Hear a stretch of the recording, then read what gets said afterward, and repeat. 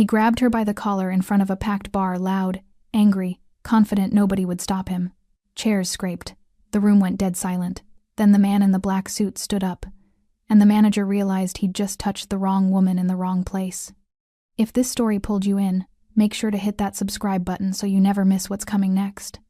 I've got another unforgettable story dropping tomorrow. And while you're here, jump into the comments and tell me where you're watching from. I love seeing our community from all around the world. Alright, let's get back into it. Liv Perez moved through Rosa's tavern like water. Present, but never making waves. Her dark uniform blended with the mahogany bar, and that white collar she always kept crisp seemed to make her disappear into the polished wood and amber lighting. She'd perfected the art of professional invisibility over 2 years of double shifts, eyes attentive, movements efficient, never lingering too long, never drawing unnecessary attention. That was the key to surviving when you had responsibilities bigger than pride. The Friday evening crowd filled the tavern with comfortable noise, clinking glasses, easy laughter, the low murmur of conversations that had been happening in these same booths for decades. Neon beer signs glowed soft blue and amber against dark wood paneling. The air smelled like draft beer, grilled burgers, and the faint sweetness of bourbon.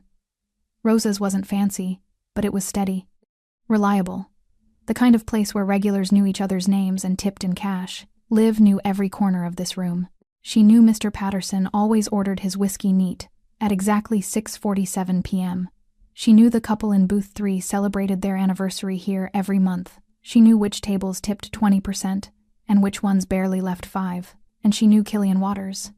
He sat alone at table 7, the corner booth with the best view of the entire bar. His black suit fit him like it cost more than Liv made in 3 months. Dark hair slicked back, sharp jawline, and tattoos that crawled up his neck in precise geometric patterns, the kind of ink that suggested stories Liv had never asked about. His presence didn't announce itself with volume. It was subtler than that, quieter, dangerous in the way a sleeping wolf is dangerous. When Killian entered Rosa's, conversations didn't stop. They just lowered, shifted. People made space without realizing they were doing it. Liv picked up her serving tray and crossed the worn wooden floor toward his table. Her black shoes were scuffed but polished. Her dark hair pulled back in a neat ponytail. Professional, composed, always. "Evening," she said, setting a napkin down. "The usual?" Killian's dark eyes lifted to meet hers. "Please, anything to eat tonight?" "Not yet." He paused, studying her face with the kind of attention most customers never bothered with. "Long shift?" "Every shift is long, Mr. Waters." Liv's voice carried the practiced politeness of someone who'd answered 1,000 variations of the same question. "But I'm not complaining. You never do." Something in his tone made her pause. Not flirtation, not pity, just observation.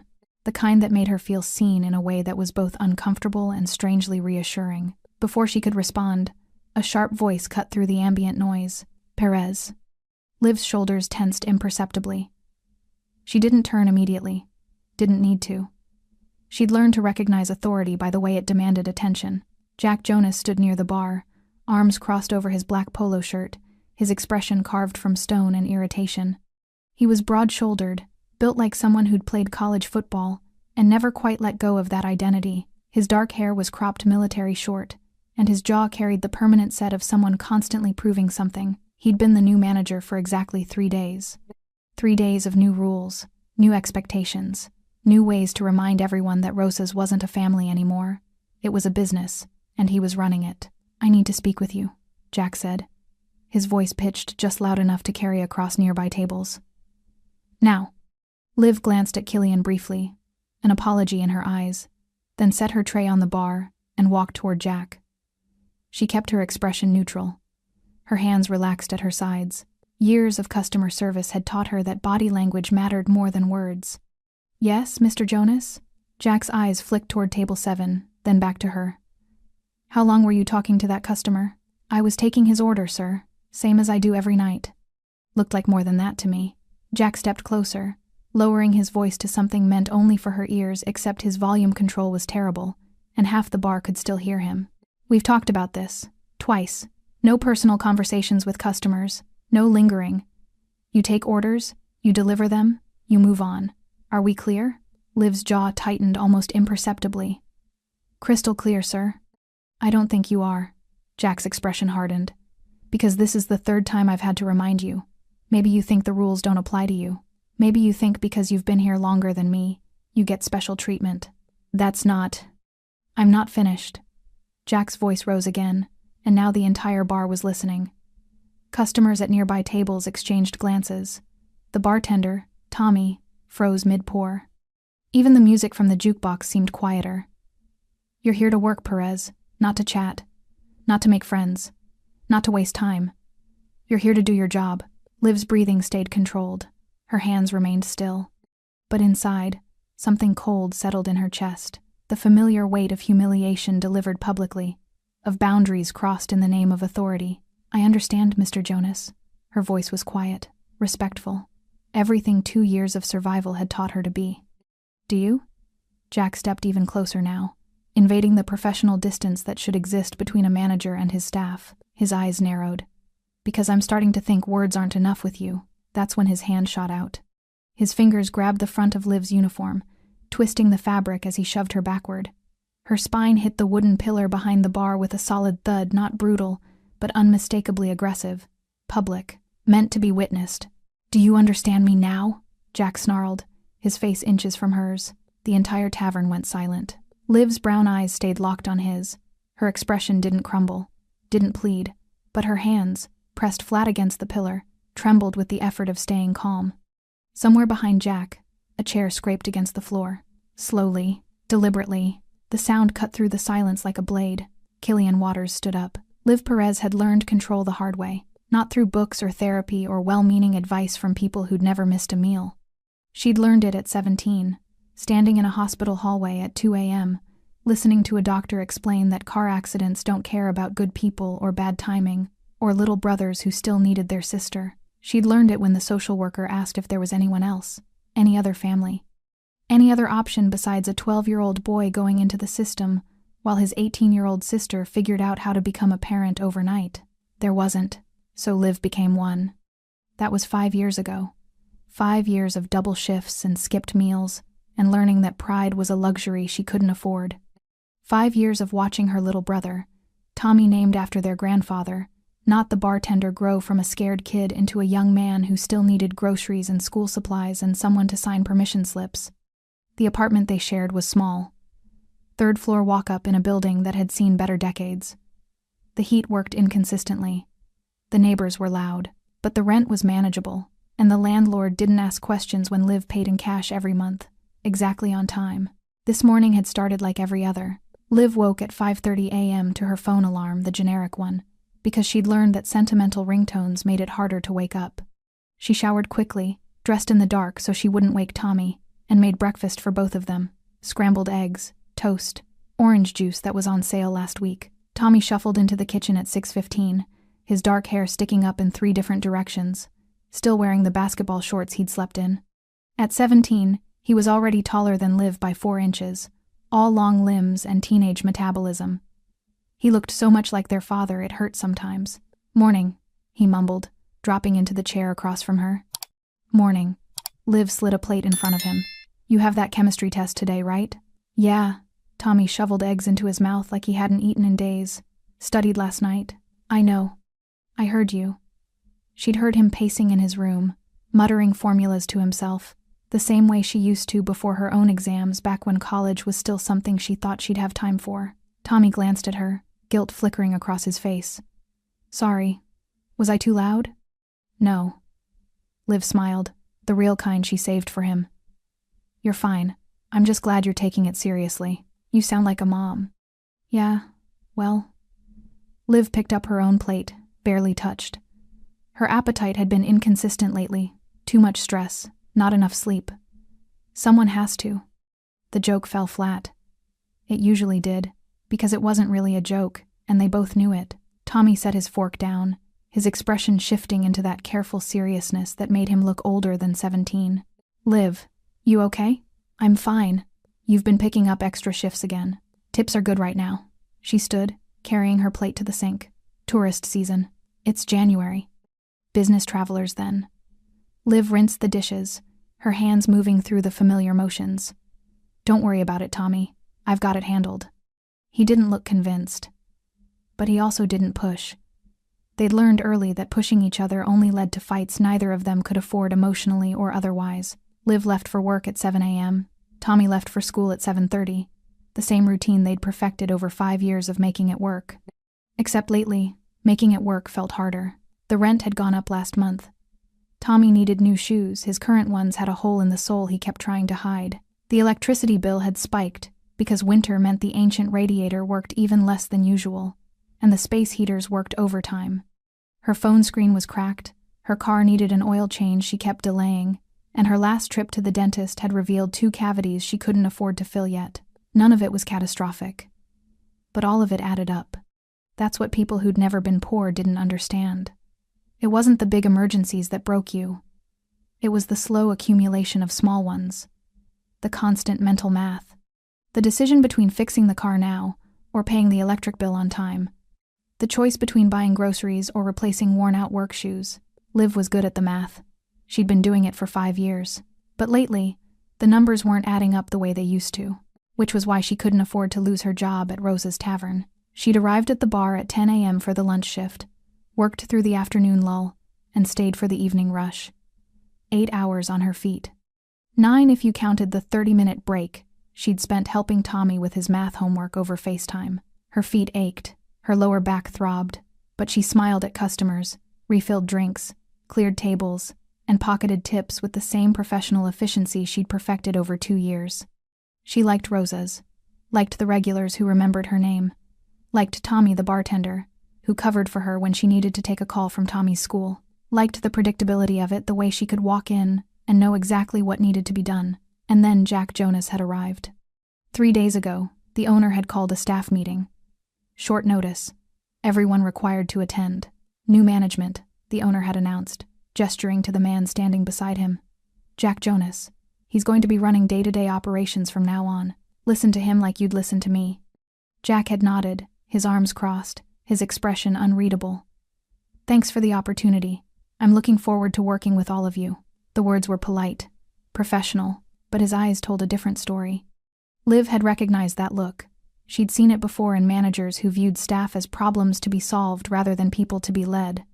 The kind who believed respect was something you demanded, not earned. She'd kept her expression neutral, smiled when appropriate, nodded in the right places, and she'd hoped quietly, desperately that she was wrong. But 3 days later, standing in Rosa's Tavern with Jack's hand twisted in her uniform, her back pressed against a wooden pillar, the entire bar watching in horrified silence, Liv knew she'd been right. And she knew that control, the thing she'd spent 5 years perfecting, was about to slip through her fingers. Because sometimes, no matter how calm you stayed, the world grabbed you anyway. The grip on Liv's uniform hadn't loosened. Jack's fingers were still twisted in the fabric, his knuckles white with the force of it. His face remained inches from hers, jaw clenched, eyes demanding the submission he believed he'd earned simply by existing in a position of authority. But something had shifted in the room. The silence had changed texture. Gone from shocked to dangerous. Liv felt it before she saw it, the way the air pressure seemed to drop, the way peripheral movement stopped entirely. Even the jukebox had gone quiet, the last notes of some forgotten country song fading into nothing. Jack felt it too. She watched his expression flicker confusion first, then irritation at being interrupted in the middle of making his point. "Something you need?" Jack called out without turning, his voice still sharp with manufactured authority. No response. Just the steady sound of footsteps, deliberate, unhurried. Jack finally released Liv's uniform and turned. Killian Waters stood 6 feet away. Up close, he was even more imposing than from across the room. The tattoos on his neck were intricate geometric patterns that suggested precision, planning, permanence. His dark suit caught the amber light from the bar, perfectly tailored to shoulders that didn't need padding. His hands hung relaxed at his sides, but there was nothing casual about his posture. He looked at Jack the way someone might look at a stain on expensive furniture. "Take your hands off her," Killian said quietly. Jack blinked, then laughed a short, sharp sound designed to reassert dominance through dismissiveness. "This is staff business. Not your concern. I'm making it my concern." "Then you can leave." Jack straightened to his full height, which was considerable 6'2" of former college athlete bulk. "This is my bar, my staff, my rules. You don't like how I run things. There's a dozen other places you can drink. Killian's expression didn't change. Your bar? Something in his tone made Jack hesitate. The owner hired me to manage it, Jack said, though his voice had lost a fraction of its certainty. Which means you work here. Killian took one step closer. Just one, but the effect was seismic. Like she does. Difference is, she knows her place. You clearly don't. Jack's face flushed red. You threatening me? Educating you. The tension snapped tighter. Two men facing each other in a crowded bar, one believing he had power, the other knowing he did. Liv pressed herself flatter against the pillar, her heart hammering. This was escalating in ways she hadn't anticipated, couldn't control. She wanted to speak, to de-escalate, to do what she always did, smooth things over, make herself smaller, let the situation diffuse naturally, but her voice wouldn't come. You've got 3 seconds to walk away, Jack said, his hand moving toward his belt, not to a weapon, but to his phone. Or I'm calling the cops. Killian smiled. It didn't reach his eyes. Go ahead. Jack's hand froze. Around them, the bar held its collective breath. Regulars who'd been watching from their tables now leaned back slightly, instinctively creating distance. Tommy the bartender had both hands flat on the bar, his knuckles white. The blonde woman at table 4 had her hand over her mouth. The older man in the gray shirt looked like he wanted to leave but couldn't make his legs work. That's what I thought, Jack said, misreading Killian's stillness as retreat. Now sit down, finish your drink, and mind your business. This conversation is over. No, Killian's voice remained calm, flat, final. It's not. Before Jack could respond, movement flickered in Liv's peripheral vision. 2 men had appeared near the exits. She hadn't seen them enter, hadn't noticed them moving, but now they were just there. One by the front door, casual in a dark jacket. Another near the back hallway, hands in his pockets. Both watching, both waiting. Jack noticed them too. His eyes darted between the 2 men, then back to Killian. What is this? A teaching moment. Killian took another step forward. Now he was close enough that Jack had to look up slightly to meet his eyes. You put your hands on someone under my protection. That's a problem. Jack's laugh was forced now, edged with something that might have been fear. She's a waitress, not your property. No, she's a person. Killian's voice dropped lower. Quieter. More dangerous. Which is apparently something you forgot. I was enforcing workplace standards. By assaulting her? I didn't assault anyone. Jack's voice rose, defensive now. I grabbed her uniform. It's not the same thing. Tell that to the room. Killian gestured to the silent witnesses surrounding them. Tell them you had every right. See if they agree. Jack opened his mouth, closed it, looked around at the faces, watching him horrified, disgusted, pitying. Not one showed support. His authority was evaporating in real time. This is ridiculous, Jack muttered, but the conviction was gone. I'm the manager. I was doing my job. Your job is to manage a business, not to put your hands on people who can't fight back. Killian leaned in slightly, his voice barely above a whisper now, but in the silence of the bar, every word carried. Let me be very clear, Mr. Jonas. You don't touch her again. You don't raise your voice at her again. You don't look at her wrong again. Are we understood? Jack's jaw worked, pride warring with survival instinct. Are we understood? This isn't over, Jack said finally, but the words were hollow, empty of real threat. It is. Killian straightened. You just don't know it yet. He turned his back on Jack, a deliberate insult, a display of dismissal, and looked at Liv. His expression softened imperceptibly, not enough for anyone else to notice, but she saw it. You okay? He asked. Liv nodded. She didn't trust her voice. Killian held her gaze for another moment, then walked back to table 7 and sat down as if nothing had happened. The bar slowly exhaled. Jack stood frozen, humiliation and rage painting his face in equal measure. His fists clenched. His breathing came hard and fast. Then he turned and walked toward the back office, his footsteps heavy with barely contained fury. The door slammed behind him. Conversation slowly resumed, forced, uncomfortable, but present. Liv pushed away from the pillar, her hands shaking now that the adrenaline had nowhere to go. Tommy the bartender caught her eye. You good? She nodded again. Still couldn't speak. Because she knew something the rest of the room didn't. This wasn't over. It had barely begun. Chapter 4. Warnings and Watching Eyes. The next morning, Liv arrived at Rose's tavern 30 minutes early. She'd barely slept. Every time she closed her eyes, she felt Jack's hand twisting in her uniform, felt the pillar against her spine, heard the silence of the bar watching her humiliation. She'd replayed Killian's intervention over and over, trying to understand what it meant, what it would cost her. Because protection always had a price. She'd learned that early. Nothing came free. Especially not for people like her. People who couldn't afford lawyers or backup plans, or the luxury of standing up for themselves without calculating the consequences first. The tavern was empty except for Tommy, who was restocking beer behind the bar. He looked up when she entered, relief crossing his weathered face. "Wasn't sure you'd come back," he admitted. "Can't afford not to." Liv tied her apron with practiced efficiency. "Is he here yet?" She didn't need to specify who he was. Tommy shook his head. "Office is locked, but he left new rules posted on the staff board." Liv walked to the small employee area near the kitchen. A laminated sheet hung on the corkboard, printed in bold Arial font. Rose's Tavern, updated workplace standards. Effective immediately. 1. No personal conversations with customers exceeding 30 seconds. 2. All tips to be pooled and redistributed by management. 3. No staff breaks during peak hours, 5 p.m., 10 p.m. 4. Uniform inspections daily before shift start. 5. 2 warnings maximum before disciplinary action.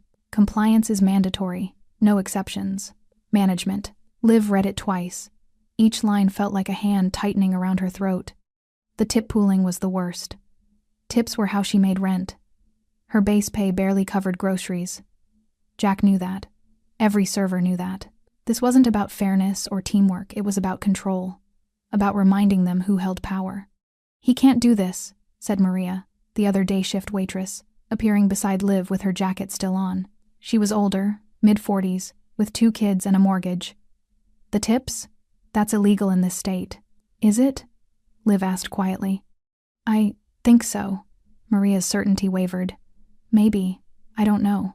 But it's not right. Right and legal aren't always the same thing." Liv unpinned the notice and folded it into her pocket. "And complaining only makes it worse, so we just take it?" Liv didn't answer. Because the truth was, yes, that's exactly what people like them did. They took it, swallowed their pride, and kept showing up because missing one paycheck meant choosing between rent and electricity. The lunch shift passed in tense silence. Jack emerged from the office at noon, clipboard in hand, observing them with the focused attention of someone documenting infractions. He said nothing to Liv directly, didn't need to. His presence was the threat. Every time Liv approached a table, she felt his eyes tracking her, timing her, waiting for the excuse he needed. She kept her conversations transactional. Water refills, order taking, check delivery. 30 seconds maximum, just like the rule stated. She smiled less, made no small talk. Became exactly the kind of server she'd never wanted to be: invisible, mechanical, forgettable. It felt like drowning in slow motion. At 2 p.m., during the afternoon lull, Jack called her to the back. "Perez, office, now." Liv's stomach dropped. She glanced at Tommy, who looked worried but helpless, then followed Jack into the cramped office that smelled like old paperwork and stale coffee. Jack closed the door. Not all the way. Just enough for privacy. Just enough to be threatening. "Sit," he ordered, gesturing to the plastic chair across from the desk. Liv remained standing. "I'd prefer not to, sir." His eyes narrowed. "That wasn't a request." She sat. Jack leaned against the desk, arms crossed, looking down at her with the practiced superiority of someone who'd learned management from YouTube videos and military movies. "Yesterday was unfortunate," he began, his tone suggesting he believed no such thing. Tensions ran high.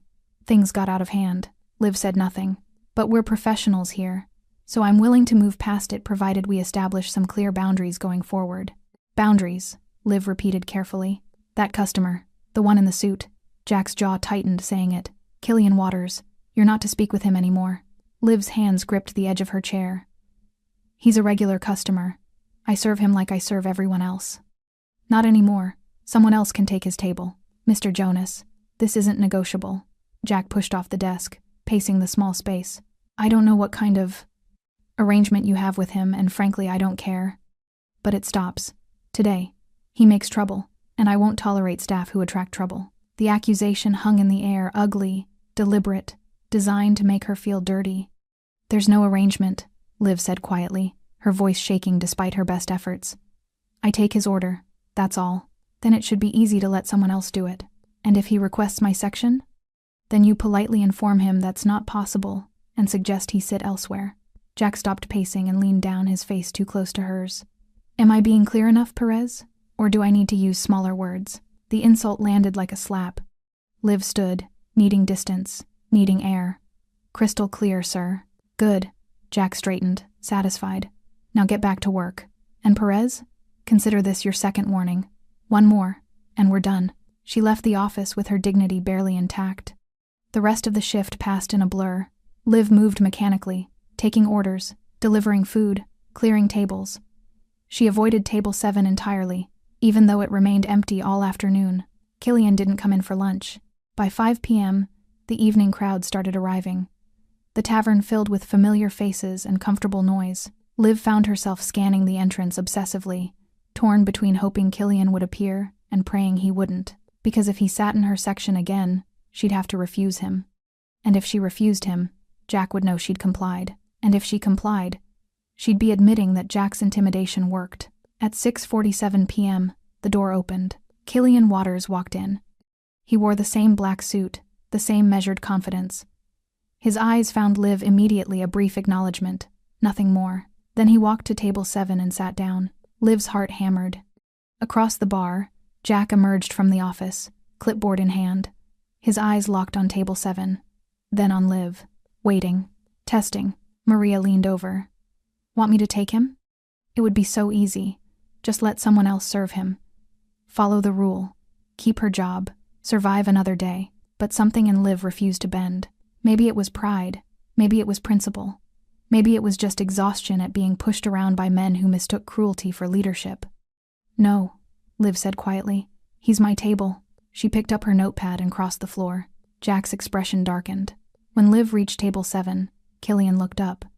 His dark eyes studied her face, reading the tension there, the fear she was trying to hide. "Evening," she said, her voice steadier than she felt. "The usual?" Killian nodded slowly. "Please." Behind the bar, Jack wrote something on his clipboard. Liv didn't need to see it to know what it said. Third warning. The atmosphere in Rose's tavern on Friday night was electric. Not the good kind of electric, not the buzz of a crowd enjoying themselves, celebrating the end of a work week with drinks and laughter. This was different, tighter, the kind of energy that precedes storms. Liv felt it the moment she walked in for the evening shift. The bar was packed, every table occupied, every booth filled, standing room only near the dartboard. The jukebox played too loud, trying to cover the tension no one wanted to acknowledge. Conversations were forced, laughter a half-second too late. Everyone knew something was coming. They just didn't know what. Jack stood behind the bar like a general surveying troops, his clipboard ever present, his expression carved from stone in satisfaction. He'd been documenting everything for 3 days now, every interaction, every conversation, every second Liv spent at any table, building his case. Liv tied her apron with hands that trembled slightly. She'd considered calling in sick, had actually picked up her phone twice that morning, finger hovering over Tommy, the bartender's number, but she'd thought about her brother, the real Tommy, the one who needed new shoes and 3 meals a day, and she'd put the phone down. You didn't get to quit when quitting meant losing everything. Maria touched her shoulder as she passed. "Careful tonight," she whispered. "He's in a mood." Liv nodded. She could see it in the set of Jack's jaw, the way his eyes tracked her every movement. He was waiting for his moment. And in a bar this crowded, with this many witnesses, he'd have it. Table 7 was occupied when Liv started her shift. Killian sat in his usual spot, but tonight he wasn't alone. 2 men flanked him, one in a dark jacket with silver hair, the other younger, built like he spent his life in a gym. They weren't eating, weren't drinking much, just present, watching. Liv approached their table with her notepad, her professional mask firmly in place. "Evening, gentlemen. Can I start you off with—" "Just water," Killian said, cutting her off gently. His eyes held hers for a moment longer than necessary. For all of us, it was a message. She understood it immediately. "Don't give him ammunition. Stay brief. Stay safe. 3 waters, coming right up." She turned to leave, but Killian spoke again. "Miss Perez," She paused. "How are you?" 2 words. A simple question. The kind customers asked servers 1,000 times a night without meaning it, but Killian meant it. And Jack was watching. Liv felt the weight of the entire bar's attention shift toward her. Conversations lowered. People at nearby tables stopped pretending they weren't listening. "I'm fine, thank you," she said, keeping her voice level. "Professional. I'll get those waters." She walked away before he could respond, before Jack could add another mark to his clipboard, before the moment could stretch into something she couldn't control. Behind the bar, Tommy poured the waters without being asked. He'd been watching too. "He's going to fire you," Tommy said quietly, sliding the glasses across. "You know that, right?" "Probably. So why are you still talking to that guy?" Liv picked up the tray. "Because Jack doesn't get to tell me how to do my job. Not like this. Pride's expensive, Liv. So is dignity." She balanced the tray and headed back across the floor. The next 2 hours passed in mounting tension. Liv served her tables with mechanical efficiency orders taken, drinks delivered, checks processed. She spoke when spoken to, smiled when appropriate, stayed within every boundary Jack had drawn, but she didn't avoid table 7. Every time Killian or his companions needed something, she was there. Water refills, extra napkins, the check when they asked for it. Each interaction was brief, professional, and completely within workplace standards, and each one made Jack angrier. She could see it in the way his grip tightened on his clipboard, the way his jaw clenched when she approached that corner booth. He wanted her to slip up, to give him the clear violation he needed, but she couldn't. At 8:30 p.m., during peak rush, everything changed. Liv was clearing table 4. The blonde woman and her husband had just left when she heard Killian's voice behind her. "Miss Perez, when you have a moment." She turned. He was standing now, his 2 companions still seated. The crowd pressed close in the packed bar, bodies navigating narrow spaces between tables. "Of course," Liv said, setting down her tray of dirty dishes. "What can I—" "Everything all right with your order?" someone asked loudly from across the bar. Several heads turned, including Jack's. Liv felt the trap closing. Killian seemed to sense it too. His expression remained neutral, but something shifted in his posture, a subtle tensing, like a predator recognizing danger. "Everything's fine," he said calmly, addressing the room more than the person who'd asked. "Just needed to—" "Perez," Jack's voice cut through the noise like a gunshot. "My office. Now." The bar went silent. Liv's stomach dropped. Not now. Not here. Not in front of everyone. But Jack was already moving, pushing through the crowd toward her, his face flushed with 3 days of accumulated rage. "I said now," he repeated when she didn't immediately respond. "Mr. Jonas, I'm in the middle of—" "I don't care what you're in the middle of." Jack reached her in 4 long strides. "We're done playing games. You've had 3 warnings. 3. And you're still—" He gestured angrily toward table 7, toward Killian, toward the evidence of her disobedience. "I'm doing my job," Liv said, her voice steady despite the fear climbing her spine. "That's all Your job is what I say it is." Jack's hand shot out. His fingers twisted in the collar of her uniform, his other hand gripping her shoulder. Before Liv could react, he shoved her backward hard, sending her stumbling until her spine hit the wooden pillar near the bar. The impact knocked the air from her lungs. Jack followed, his face inches from hers now, his grip painful, his voice rising above the shocked silence of the bar. "Do you understand me now?" He snarled, his fingers digging into the fabric at her throat. "Is this clear enough for you?" Liv's hands pressed flat against the pillar behind her. Her breathing came in short gasps, not from fear, though fear was there, but from the effort of staying calm, of not crying, of not breaking in front of all these witnesses. The entire tavern held its breath. Somewhere behind Jack, a chair moved. The sound was quiet, deliberate, almost casual. But in the silence of Rose's tavern, it sounded like thunder. Jack's grip loosened slightly. His eyes shifted, confusion flickering across his face. Killian Waters stood up slowly, his movements unhurried, his expression unreadable, and the entire room understood. This was the moment everything would change. Killian didn't rush. That was the first thing Jack noticed, the deliberate slowness of it. The way Killian rose from his chair like he had all the time in the world. Like the packed Friday night crowd didn't exist. Like nothing mattered except the man currently holding Liv against a pillar. The second thing Jack noticed was the silence. Complete. Absolute. the kind of quiet that shouldn't exist in a bar with 60 people packed into it. The jukebox had finished its song, and no one moved to select another. Conversations died mid-sentence. Even the kitchen noise from the back seemed to fade. Jack's fingers were still twisted in Liv's collar when Killian took his first step forward. "Let her go," Killian said. His voice wasn't loud, didn't need to be. In the silence, it carried across the entire room with perfect clarity. Jack's grip tightened reflexively. "This is none of your business. I'm making it my business." "Then you're making a mistake." Jack finally released Liv, turning to face Killian fully, squaring his shoulders. He still had 2 inches of height and 30 pounds of muscle on the man approaching him. That should mean something. "I'm the manager here. She's my employee. What happens between us is over." Killian stopped 6 feet away, close enough to be threatening, far enough to give Jack a chance to make the right choice. He wouldn't take it. They both knew that. Jack laughed sharp, dismissive, designed to reassert authority through contempt. "You think you scare me? You think because you sit in the corner wearing expensive suits and acting mysterious that I'm supposed to be impressed?" "No." Killian's expression didn't change. "I think you're supposed to be smart, but you've proven me wrong. Get out." Jack pointed toward the door, his voice rising. "Get out of my bar before I throw you out myself." "Your bar?" Killian's eyebrow lifted slightly.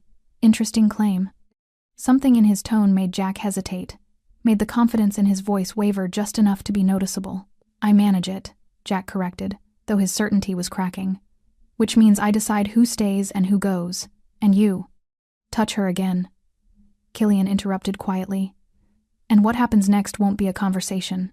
The threat hung in the air, not shouted, not theatrical, just stated as simple fact. Jack's face flushed dark red. "That a threat?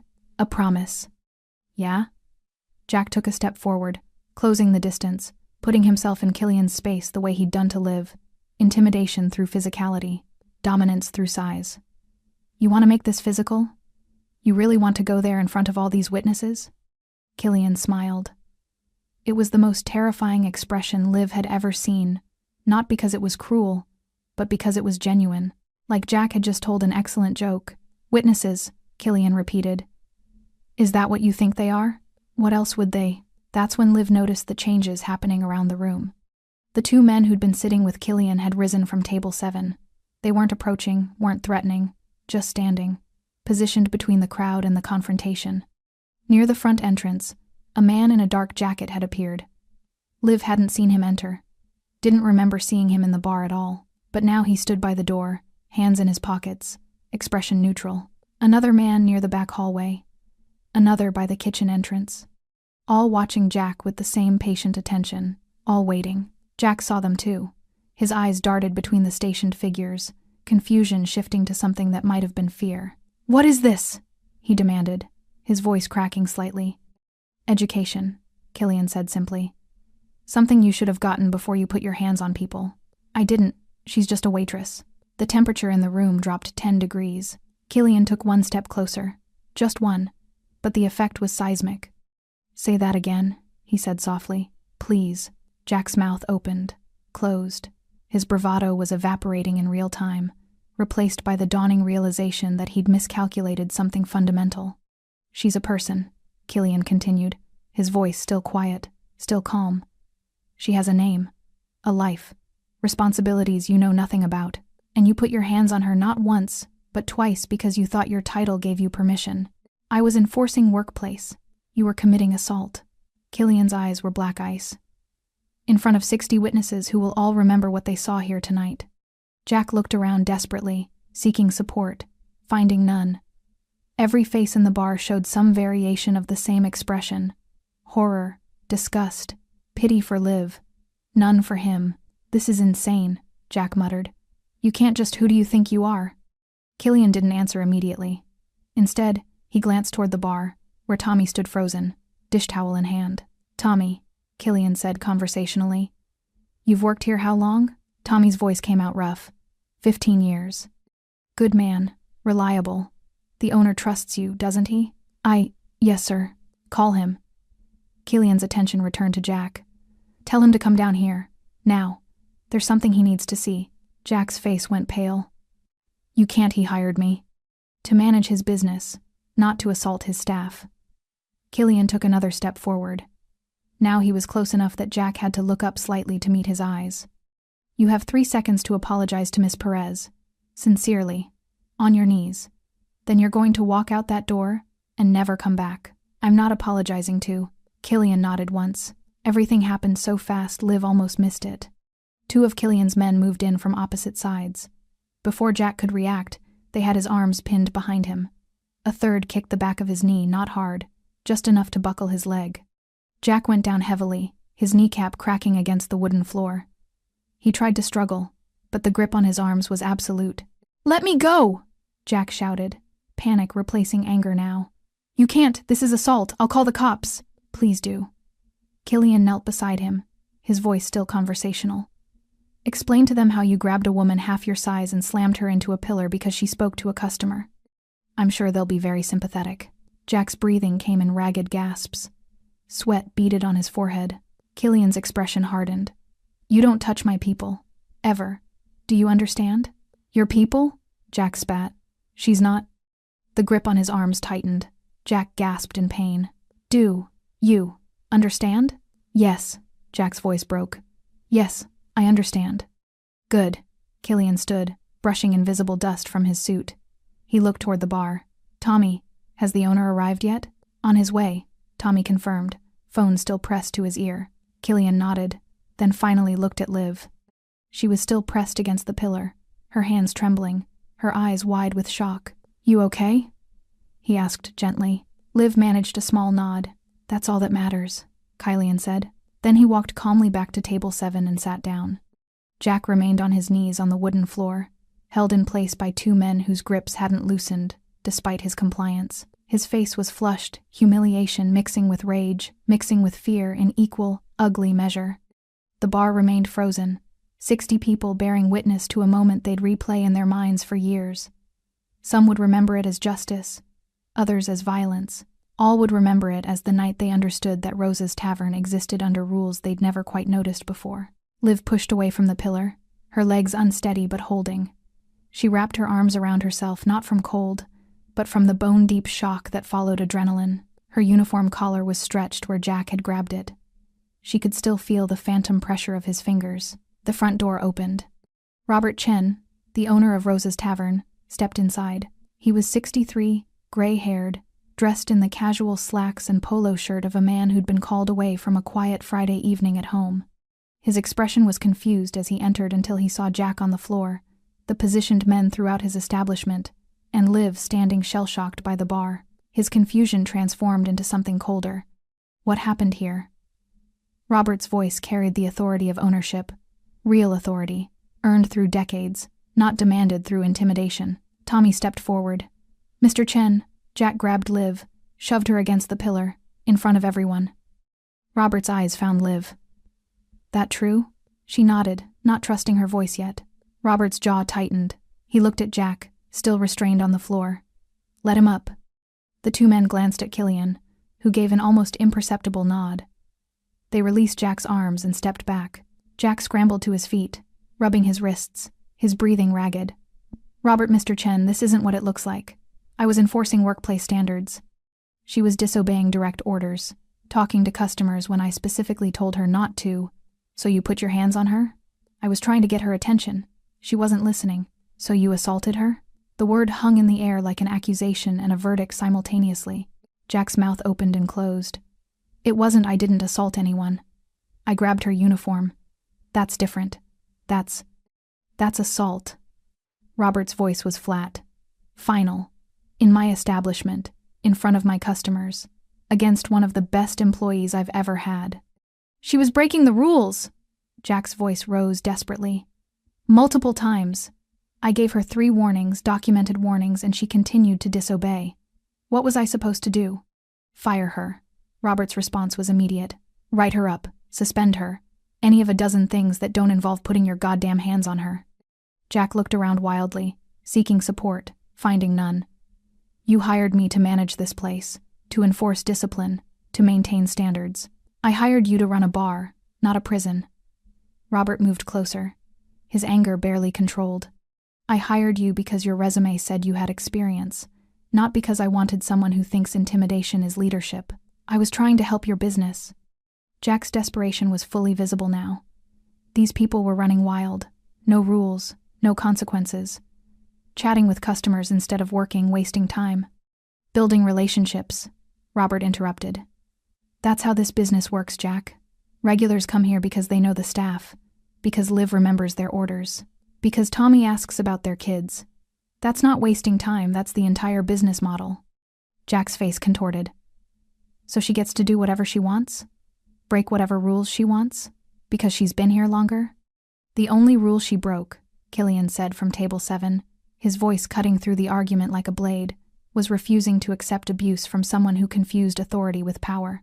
Jack spun toward him. This is your fault. You started this. Coming in here, talking to her, undermining me. I ordered drinks. Killian's tone remained conversational. She brought them. That's called service.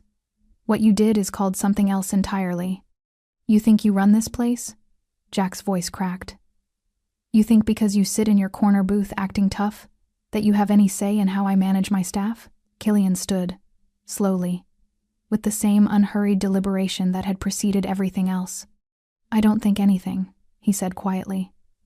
I know exactly how things work, and so does everyone else in this room now. He gestured to the silent crowd, couples at tables, regulars at the bar, staff members frozen in place, all watching, all understanding something Jack still refused to see. What you don't understand, Killian continued, walking forward, is that real power doesn't need to raise its voice, doesn't need to put hands on people who can't fight back. Real power speaks once and never needs to repeat itself. He stopped a few feet from Jack, close enough to be personal, far enough to give Jack space to process. You mistook fear for respect, Killian said. You confused compliance with loyalty. You thought because people followed your rules that they agreed with them. And when someone quiet, professional, and more competent than you'll ever be refused to let you cross certain lines, you couldn't handle it. Jack's fists clenched. You don't know anything about me. I know you're unemployed. Killian's voice was matter-of-fact. As of approximately 3 minutes ago, Jack's eyes shot to Robert, who stood with his arms crossed, his expression carved from stone and disappointment. He's right, Robert said quietly. You're done, Jack. Effective immediately. You can't, I have a contract. Which includes a clause about workplace conduct. Robert pulled out his phone. I'm texting my lawyer right now, but honestly, I don't think you want this to go legal. Not with 60 witnesses who saw exactly what you did. Jack's face went pale. This is insane. I was doing my job. Your job was to manage people with respect. Robert's voice hardened. You failed, catastrophically. Now get your things from the office and leave. If you're still here in 5 minutes, I'm calling the police. On what charges? Assault, trespassing, whatever my lawyer tells me will stick. Robert stepped closer, his voice dropping to something more dangerous. And Jack? If I hear you've badmouthed Liv, this bar, or anyone who works here to any other establishment in this district, I will make it my personal mission to ensure you never work in hospitality again. Are we clear? Jack's jaw worked, pride warring with survival instinct. Are we clear? Robert repeated. Crystal, Jack spat. He turned toward the office, his shoulders rigid with humiliation. The crowd parted silently, creating a pathway lined with judgment. Jack walked through it like a condemned man, his footsteps heavy against the wooden floor.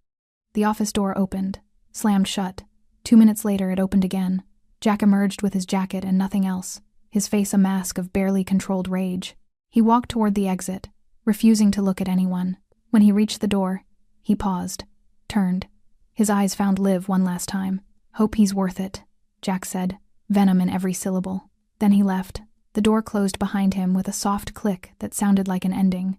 The door clicked shut behind Jack Jonas, and for 3 full seconds, Rosa's tavern remained suspended in silence.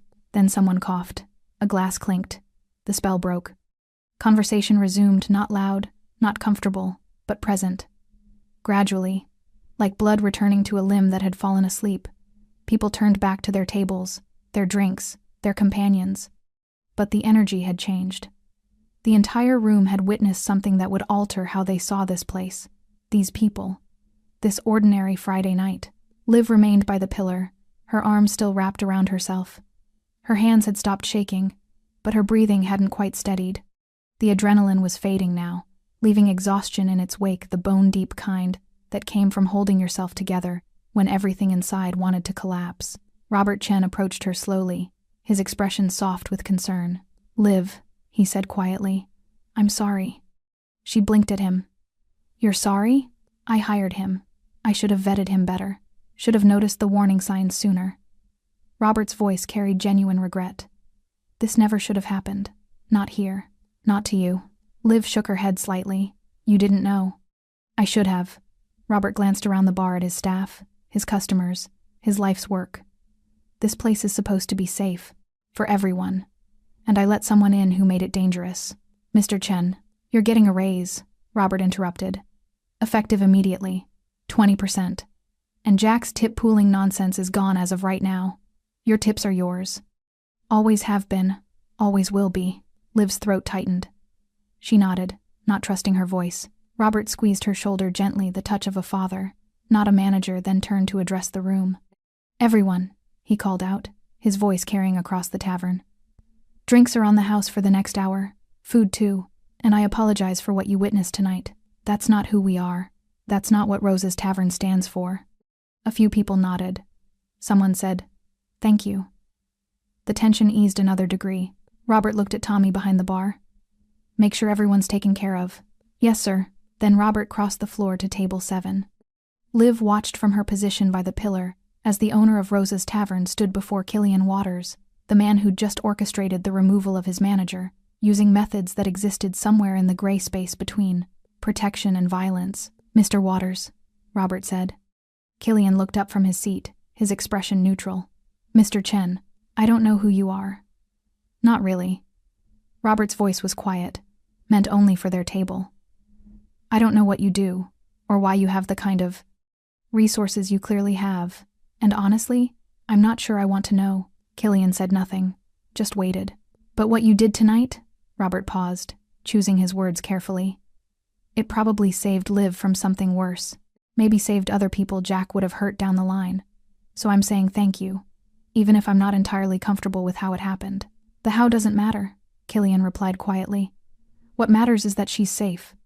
Robert studied him for a long moment, then nodded. "Your money's no good here anymore. Ever. Anything you want, it's on the house. That's not necessary. It is to me." Robert extended his hand.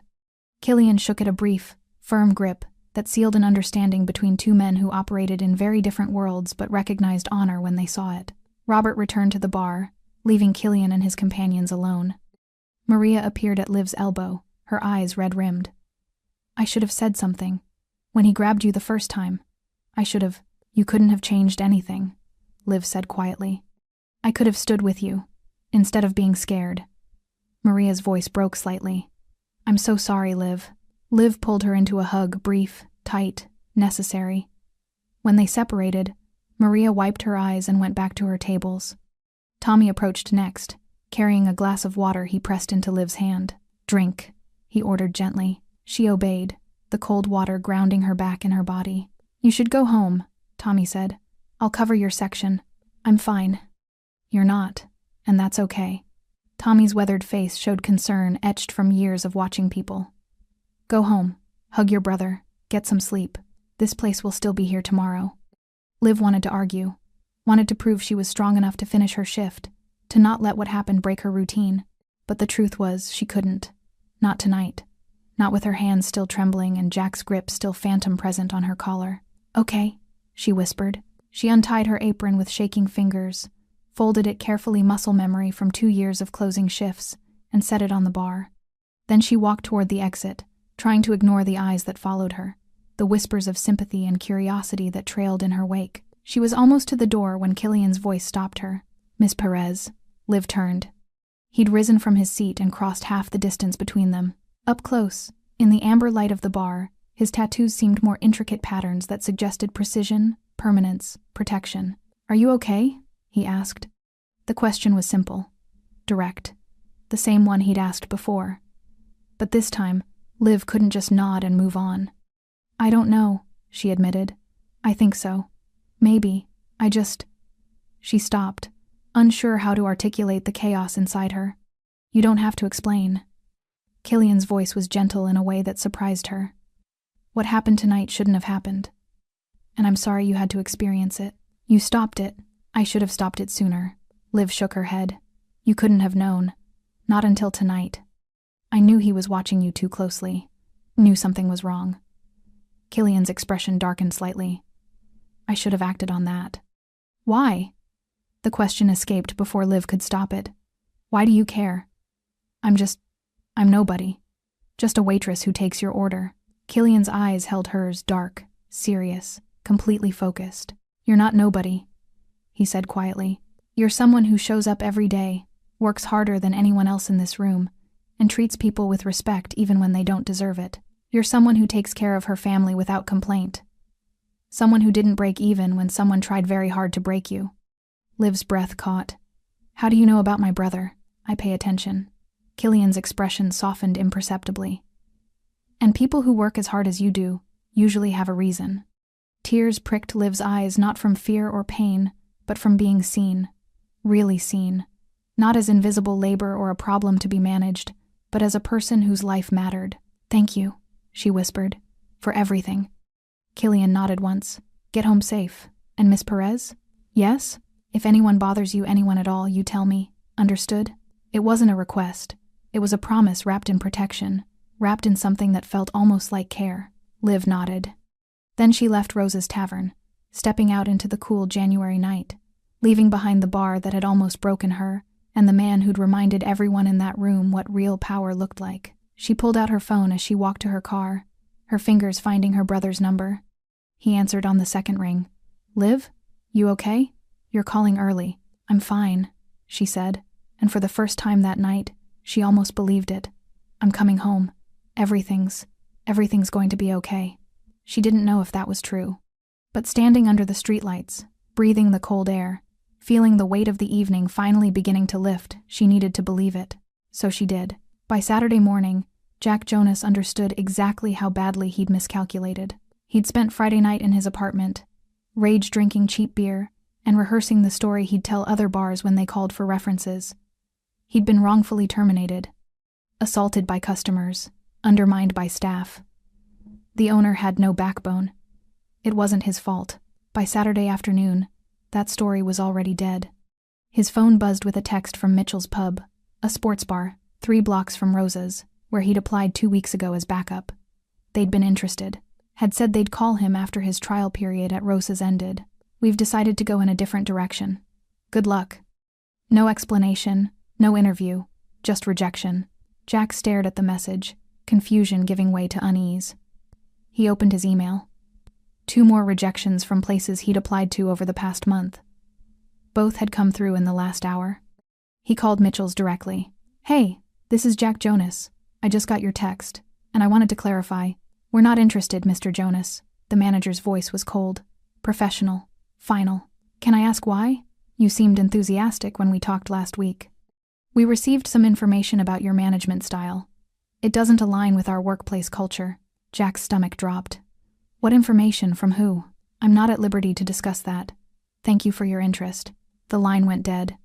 Jack sat in his living room, his phone gripped tight in his hand, the reality settling over him like ice water. Someone was spreading the word.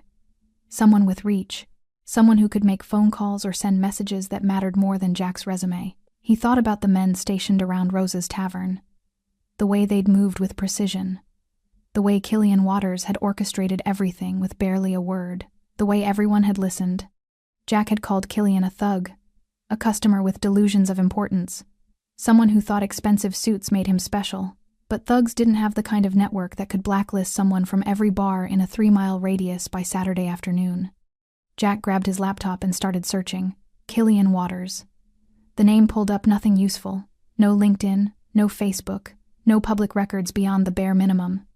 A few business registrations tied to LLCs with vague names. Import, export, consulting, real estate investment. Nothing concrete. Nothing that explained anything.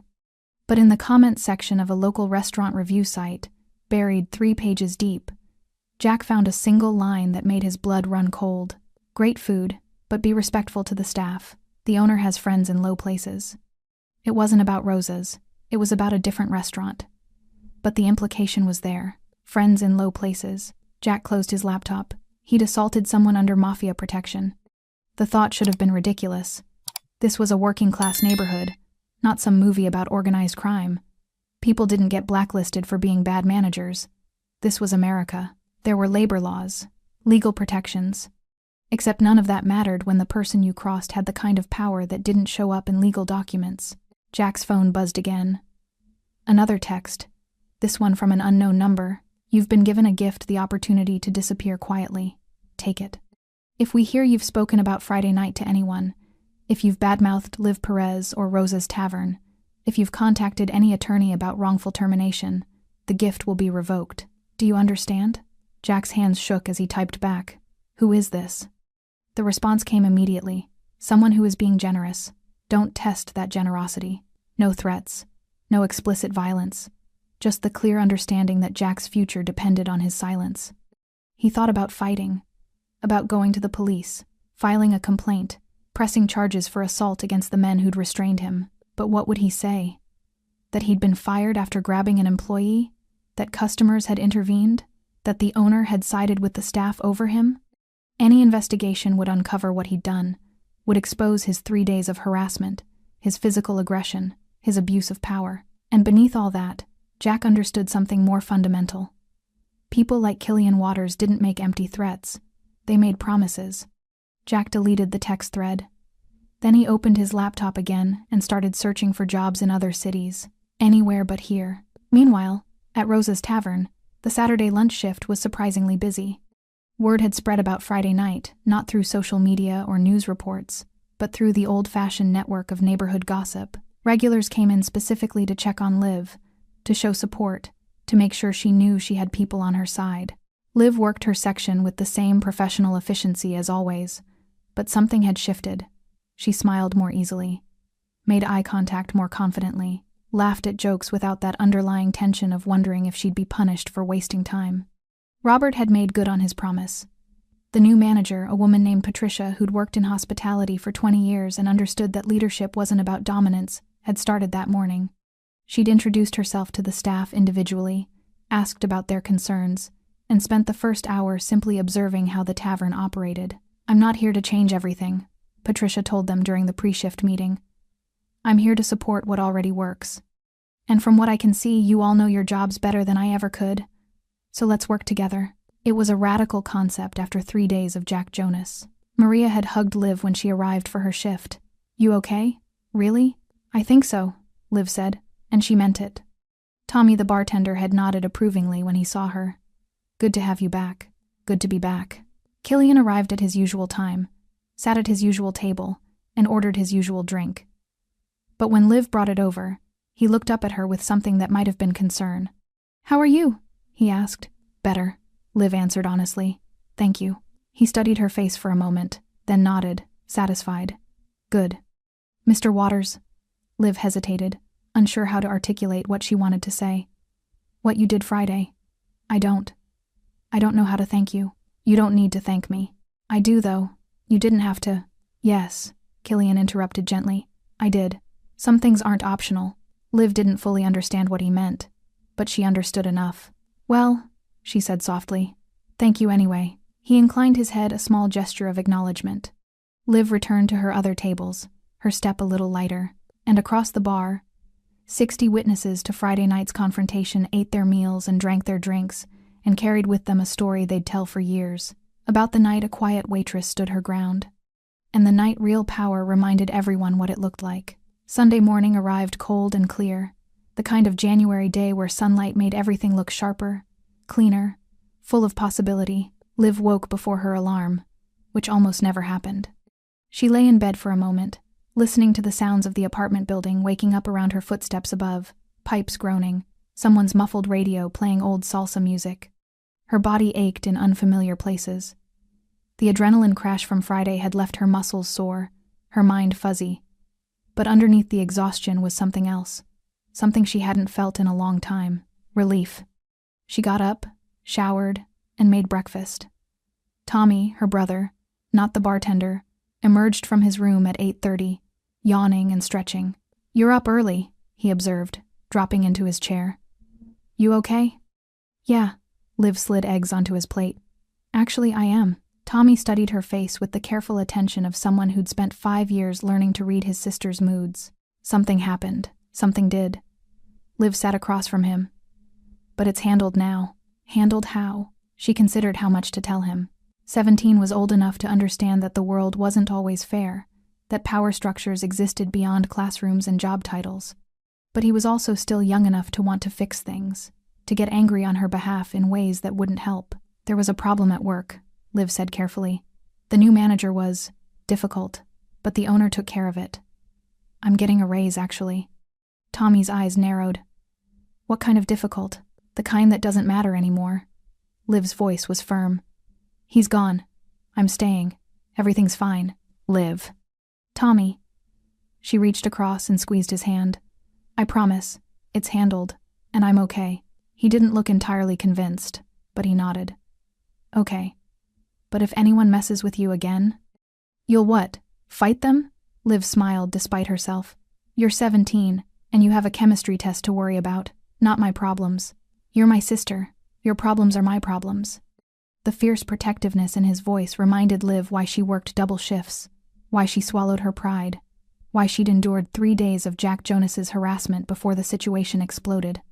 This person sitting across from her, who still needed stability and safety and the space to just be a kid for a little while longer. I love you, Liv said quietly. Tommy's expression softened. Love you too. They ate breakfast in comfortable silence, the morning sunlight streaming through the kitchen window, the world feeling just a little bit safer than it had 3 days ago. By Sunday evening, Liv was back at Rosa's Tavern for her regular shift. The bar had settled back into its familiar rhythm. Regulars at their usual tables. Tommy behind the bar, mixing drinks with the efficiency of 15 years' practice. Maria working her section with renewed confidence. Patricia observing from a respectful distance, learning the flow without disrupting it. Liv moved through her tables with practiced ease, but something fundamental had changed in how people interacted with her. Customers made eye contact when they thanked her, said please without prompting, tipped generously and consistently. The ones who'd been present Friday night treated her with a kind of reverent respect, not pity, but acknowledgement that she'd survived something difficult and come back stronger. At 7:15, Killian Waters arrived. He wore a different suit, charcoal gray this time, still perfectly tailored, and he carried himself with the same quiet authority that had always marked his presence. He sat at table 7. Liv approached with her notepad, a small smile on her face. Evening, Mr. Waters. The usual? Please. He looked up at her, his dark eyes assessing. How are you doing? Really? Really? Liv considered the question seriously. I'm good. Sore. Tired. But good. Your brother? The question surprised her. He's fine. Worried about me, but fine. Killian nodded. Good. That's good. Liv hesitated, then asked the question that had been circling her mind all weekend. Can I ask you something? Of course. Why did you help me? I know you said you pay attention, but... She struggled for the right words. People don't usually intervene like that, especially not for people like me. People like you, Killian repeated slowly. You mean people who work hard, who take care of their families, who treat others with respect even when they're being disrespected. I mean people who don't matter much in the grand scheme of things. Killian's expression hardened slightly, not at her, but at the sentiment. You matter, Miss Perez. More than you know. But you don't even know me. I know enough. He leaned back in his chair, his voice taking on a contemplative quality. I know you show up every day even when it's hard. I know you smile at customers who probably don't deserve it. I know you send most of your money home to take care of a brother who's lucky to have you. That tells me everything I need to know about your character. Liv's throat tightened. That's just being responsible. No, that's being exceptional. Most people wouldn't do what you do. Most people would have quit, or fought back, or broken down under the pressure Jack Jonas was applying. Killian's eyes held hers. You didn't. You stayed calm. You maintained your dignity. And you kept showing up. I didn't have a choice. You always have a choice. You chose to survive with grace. That's not nothing. Liv didn't know what to say. Nobody had ever articulated her daily reality as something worthy of respect before. It was just what she did. What she had to do. I've seen a lot of people in my life, Miss Perez. Killian continued quietly. People who claim to be strong but crumble under the smallest pressure. People who demand respect but never earn it.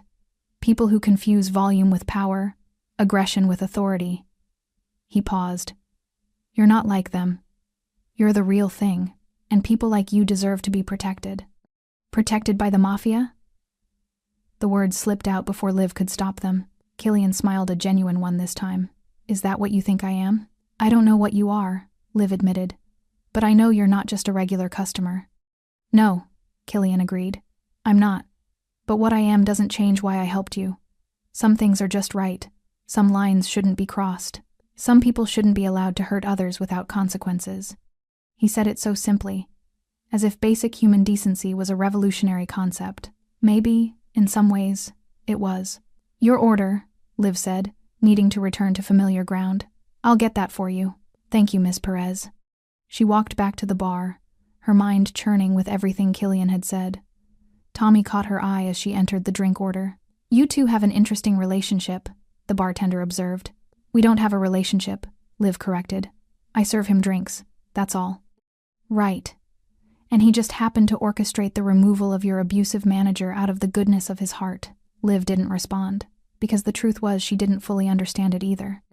But as the evening wore on, as she served her tables and navigated the familiar rhythms of Rosa's tavern, Liv found herself thinking about what Killian had said. You matter more than you know. She'd spent 5 years believing that survival meant making herself small, invisible, unimportant enough to be overlooked by people who might hurt her. But maybe that wasn't the only way. Maybe quiet strength didn't mean disappearing. Maybe it meant standing firm even when the world pushed back. Maybe it meant maintaining dignity when others tried to strip it away. Maybe it meant showing up every single day and refusing to let circumstances break you. At closing time, after the last customer had left and the chairs were stacked and the floors were swept, Liv untied her apron and looked around Rosa's tavern. This place had almost broken her, had put her in the path of someone who believed power came from intimidation, but it had also shown her that real power looked different. Real power didn't shout, didn't grab, didn't demand submission. Real power stood up slowly from a corner booth and said 3 words that changed everything. Take your hands off her. Real power protected without asking for anything in return. Real power recognized dignity in places others overlooked. Liv pulled on her jacket and headed for the door. Patricia called after her. See you tomorrow, Liv. See you tomorrow, Liv replied, and she meant it. Because tomorrow she'd come back. She'd work her tables. She'd serve Killian Waters his usual drink. She'd send money home to her brother and pay her bills, and keep surviving with the same quiet strength that had carried her through 5 years of impossible choices. But now she'd survive with something else, too. The knowledge that some people saw her, really saw her, and believed she mattered. That was worth more than any raise, worth more than any apology Jack Jonas would never give, worth everything. Liv stepped out into the cold January night, the door to Rosa's tavern closing softly behind her, and walked toward her car with her head high and her heart lighter than it had been in years. Thanks for staying with this story right till the final moment. You're the reason these stories come alive. If you're ready for another powerful journey, just tap the next video on your screen. And before you go, leave a quick comment and rate this story from 1 to 10. I'm excited to see your thoughts and connect with you down there.